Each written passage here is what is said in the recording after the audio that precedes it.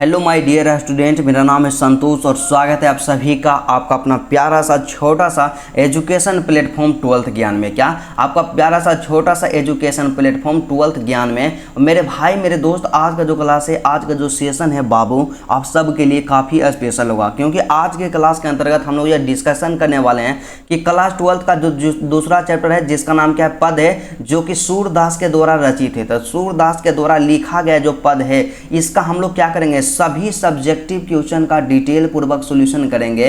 और यकीन मानिए मेरे भाई कि जितना बता दिया जाएगा ना, 2026 का जो आपका एग्जाम होगा, क्या 2026 का जो आपका एग्जाम होगा, 100% तमाम क्वेश्चन इसी से रहेगा। क्या तमाम क्वेश्चन आपका इसी से रहेगा। तो आप लोग इस वीडियो को शुरू से लेकर के अंत तक देखिएगा, एग्जाम में आपको कभी भी दिक्कत नहीं होगा, क्योंकि यहाँ पे जो होता है 12th ज्ञान जो आपका चैनल है, हमेशा आप सबको एक बेहतर तैयारी करवाता है और कई सारे बच्चे हमसे जुड़ करके अपना तैयारी कर रहे हैं और उनको काफ़ी ज़्यादा फायदा हुआ है। तो चलिए आज की क्लास बिना टाइम के इन्वेस्ट किए मेरे दोस्त स्टार्ट करते हैं। बस आपसे एक छोटा सा रिक्वेस्ट है, यदि आप मेरे चैनल पे नए हैं तो चैनल को सब्सक्राइब जरूर कर लीजिएगा। तो चलिए सबसे पहले बात करते हैं मेरे भाई मेरे दोस्त, इसका जो भी सब्जेक्टिव होता है ना, तो जितना सब्जेक्टिव क्वेश्चन का सॉल्यूशन करवाया जाएगा आपके एग्जाम के लिए उतना काफ़ी रहेगा। क्या आपके एग्जाम के लिए उतना काफ़ी रहेगा। और यदि उतना सॉल्यूशन आप कर लेते हैं ना, कभी भी एक भी प्रश्न आपके एग्जाम में इससे बाहर नहीं आएगा। मैं 100% गारंटी के साथ बोलता हूं, क्योंकि जो मां शारदा टीचिंग सेंटर के द्वारा बताया जाता है 100% एग्जाम में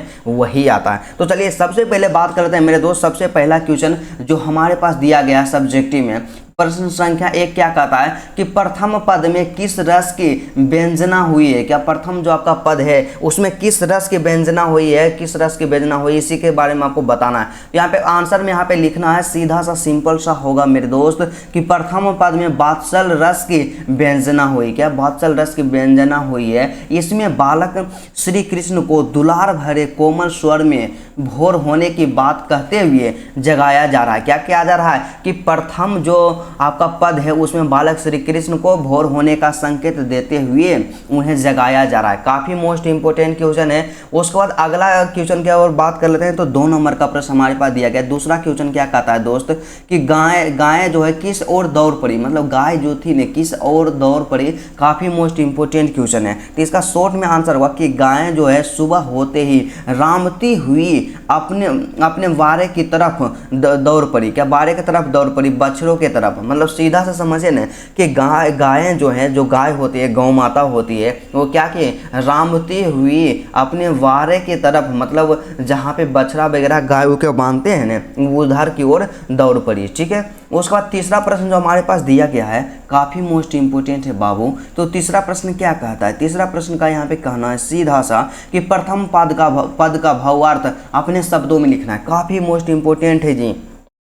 और इस तरह के क्वेश्चन 5 नंबर में पूछ लेता है कि प्रथम जो आपका पद है ना, इसका भावार्थ लिखना है, अपने शब्दों में लिखना है। एग्जाम में कई बार पूछा गया है और हमेशा पूछा जाता है। तो चलिए हम इसका भावार्थ लिखते हैं बिल्कुल संक्षिप्त में। और यहाँ पे आपको पता होना चाहिए दोस्त कि अगर सपना बड़ा है ना, तो मेहनत उससे भी बड़ी होनी चाहिए। क्या मेहनत उससे भी बड़ी होना चाहिए। तो यहाँ पे हम लोग क्या दिए, यहाँ पे उत्तर दिए और इस लाइन को छोड़ करके इस एंगल में लिखना स्टार्ट करेंगे कि प्रथम पद का भावार्थ बड़ा ही मनमोहक है। क्या है, बड़ा ही मनमोहक है। इस पद में दुलार भरे कोमल स्वर में सोए हुए बालक श्री कृष्ण को भोर होने की बात कहते हुए जगाया जा रहा है। मतलब यहाँ पे सूरदास जी कहते हैं कि प्रथम पद का जो भावार्थ है ना, बड़ा ही मनमोहक है। इस पद में दुलार भरे कोमल स्वर में क्या कर रहे हैं, बालक श्री कृष्ण को भोर होने की संकेत देते हुए जगाया जा रहा है। उनको भोर होने का बहुत सारा संकेत दिया जा रहा है। क्या दिया जा रहा है कि भोर होने का उनको बहुत सारा संकेत दिया जा रहा है।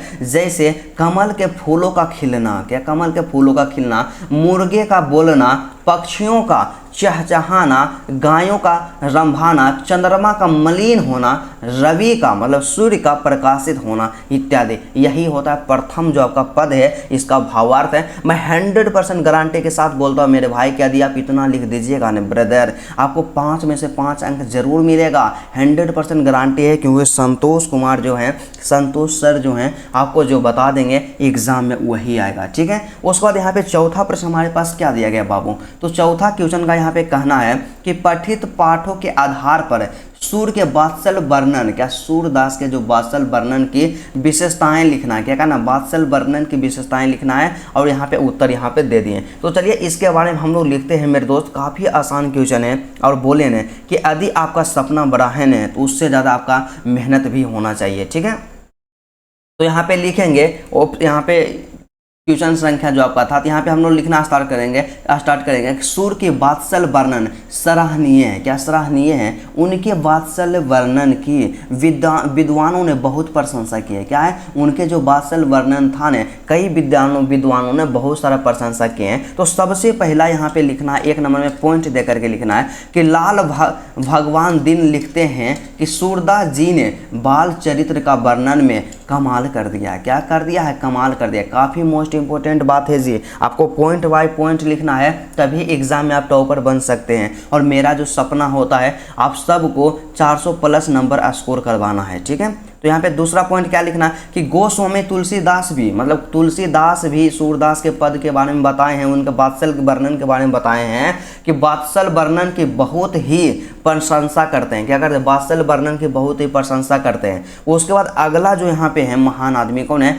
आचार्य रामचंद्र शुक्ल। आचार्य रामचंद्र शुक्ल कहते हैं कि जितने विस्तृत और अच्छे तरीके से सूर ने बाल लीला का वर्णन किया है, क्या क्या है, कि जितने विस्तृत और अच्छे तरीके से सूरदास ने कृष्ण के बाल लीला का वर्णन किया है उतने अच्छे से किसी और कवि ने नहीं किया, क्या किसी और कवि ने नहीं की। और यही कारण है कि सूरदास को विश्व में अद्वितीय कवि कहा जाता है, ठीक है। काफ़ी मोस्ट इंपॉर्टेंट है ब्रदर जी। और उसके बाद सबसे लास्ट में यहाँ पे एक है हजारी प्रसाद द्विवेदी जी, ये भी सूरदास के जो होता है वात्सल के बारे में वर्णन करते हैं कि हजारी प्रसाद द्विवेदी कहते हैं यशोदा के बहाने सूरदास ने मात्र हृदय का ऐसा स्वाभाविक सरल वर्णन किया है कि आश्चर्य होता है। क्या होता है कि हजारी प्रसाद द्विवेदी जी कहते हैं कि यशोदा के बहाने सूरदास ने एक मात्र हृदय का ऐसा स्वाभाविक और सरल वर्णन किया है कि आश्चर्य होता है, क्या आश्चर्य होता है। माता के बारे में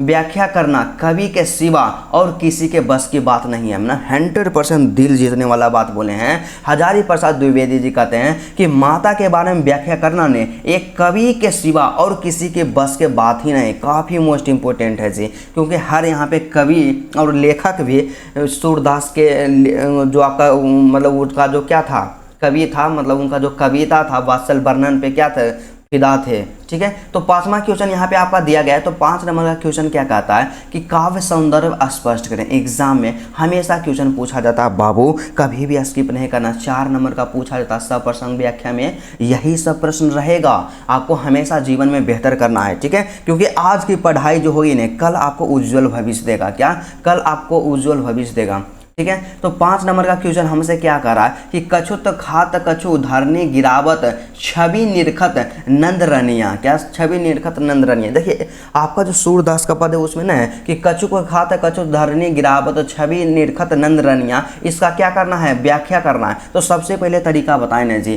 कि कहाँ से लिया गया है, उसके लेखक कौन है और उसके माध्यम से क्या कहना चाहते हैं। बस 3 ही चीज़ लिखना है। यहाँ से लिखेंगे कि प्रस्तुत पद्यांश में कवि कृष्ण के खाने का ढंग बताया। क्या किया कि प्रस्तुत जो पद्यांश है, प्रस्तुत जो पंक्तियां हैं उसमें कवि क्या है, भगवान श्री कृष्ण के खाने का जो तरीका है, खाने का जो ढंग है उसको बताए हैं। और बालक कृष्ण नंद की गोद में बैठकर भोजन करते समय कुछ खाते हैं तो कुछ धरती पर गिराते हैं। क्या, कुछ धरती पर गिराते हैं। और इसमें वात्सल्य रस है, ब्रज भाषा के सुंदर प्रयोग किया गया है और इसमें रूपक अलंकार का प्रयोग हुआ। काफ़ी मोस्ट इंपॉर्टेंट है, बस इतना लिखिएगा, एग्जाम में आपका एक भी अंक नहीं कटने वाला है, ठीक है। उसके बाद अगला जो यहाँ पे है ना ब्रदर जी, दूसरा क्या होता है कि भोजन करी नंद अचमन ली हो। क्या, भोजन करी नंद अचमन ली हो मांगत सूर जुठनिया। काफ़ी मोस्ट इंपॉर्टेंट है जी, इसका व्याख्या करना है, एग्जाम में पूछा गया। तो वही है, सबसे पहले देखेंगे कहाँ से लिया गया। तो यहाँ पे लिखेंगे कि प्रस्तुत पद्यांश में वात्सल्य रस के साथ साथ भक्ति रस भी है। क्या है, वात्सल्य रस के साथ साथ भक्ति रस भी है, क्योंकि भक्ति के बारे में बता रहे हैं। और नंद बाबा श्री कृष्ण को भोजन कराकर कुल्ला करवाते हैं, वहीं सूरदास की बची हुई जूठन को क्या वहीं सूरदास बची हुई जूठन को क्या वहीं सूरदास जो होते हैं बची हुई जूठन को प्रसाद के रूप में ग्रहण करना चाहते हैं। अतः वे इसे नंद बाबा से मांगते हैं। मतलब कि क्या होता है कि प्रस्तुत पंक्तियां जो है ना इसके माध्यम से सूरदास यह कहना चाहते हैं कि क्या होता है कि नंद बाबा की गोद में भगवान श्री कृष्ण बैठकर क्या करते हैं, भोजन करते हैं और कुछ क्या करते हैं, भोजन करते हैं और उसमें से कुछ जूठा जो होता है, जो जूठन जो होते हैं ना प्रसाद के रूप में वहाँ पे अपना क्या करते हैं, मांगते हैं नंद बाबा से, ठीक है, कृष्ण जी के पिताजी से, राइट। और उसके बाद यहाँ पे इसमें लिखना है मेरे भाई कि इसमें प्रेम और भक्ति है, भाषा सहज और सरल है, इसमें ब्रज भाषा का प्रयोग किया गया है, इसमें वात्सल्य रस है, इसे श्री कृष्ण के प्रति प्रेम है। क्या क्या है, इसमें श्री कृष्ण के प्रति प्रेम है, काफ़ी मोस्ट इंपॉर्टेंट है। और ग नंबर का यहाँ पे हमारे पास दिया गया, क्या कहता है, बाबूजी बाबू लोग आप लोग क्या है, आपको हम बताएं ना कि आपको सीधा सा एक ही चीज़ याद रखना है मेरे दोस्त कि सपनों को सच करना है ने तो पढ़ाई को हथियार बनाना ही पड़ेगा, ठीक है।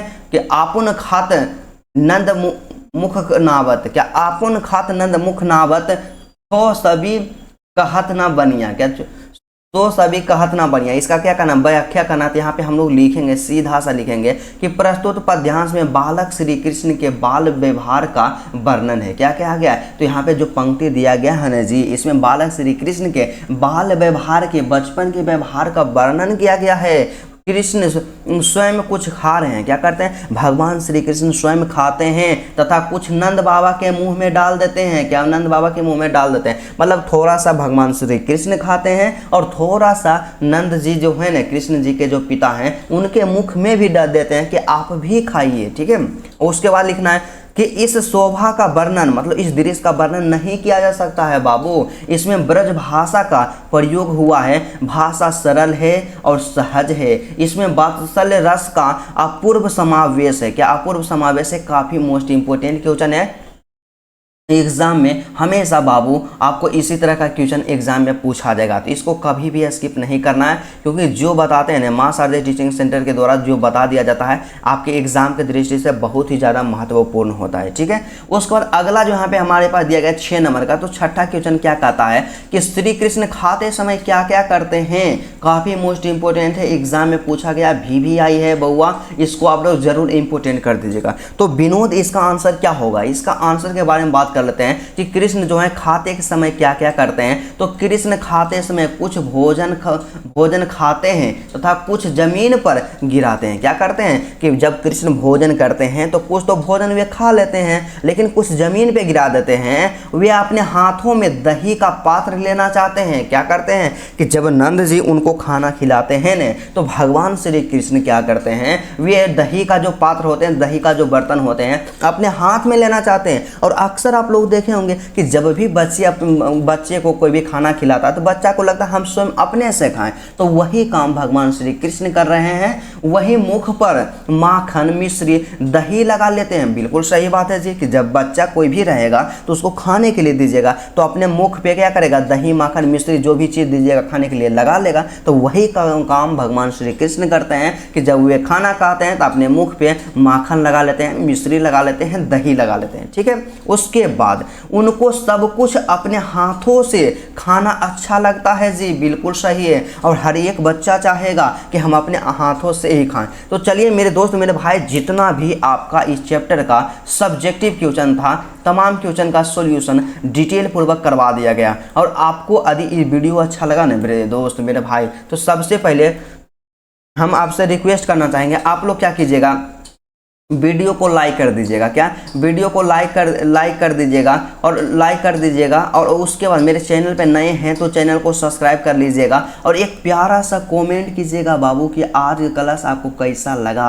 आप प्यारा सा कमेंट कीजिएगा। और एक चीज़ आपको और बताना चाहते हैं कि यदि आप इसका फ्री में PDF नोट्स लेना चाहते हैं ना, क्या PDF जो होता है इसका बिल्कुल फ्री ऑफ कॉस्ट लेना चाहते हैं, आपको किसी भी प्रकार का कोई भी फी नहीं देना, आप लोग क्या कीजिएगा, मेरा जो टेलीग्राम ग्रुप होता है और या मेरा जो व्हाट्सएप ग्रुप है, किसी को ज्वाइन कर लीजिए। आपको वहाँ PDF बिल्कुल फ्री ऑफ कॉस्ट मिलेगा। डिस्क्रिप्शन में लिंक है, जाकर के ज्वाइन जरूर कर लीजिएगा। तो चलिए आज का क्लास यही तरह था, फिर आपसे मिलते हैं नेक्स्ट वीडियो में और नेक्स्ट टॉपिक के साथ। तब तक के लिए जय हिंद।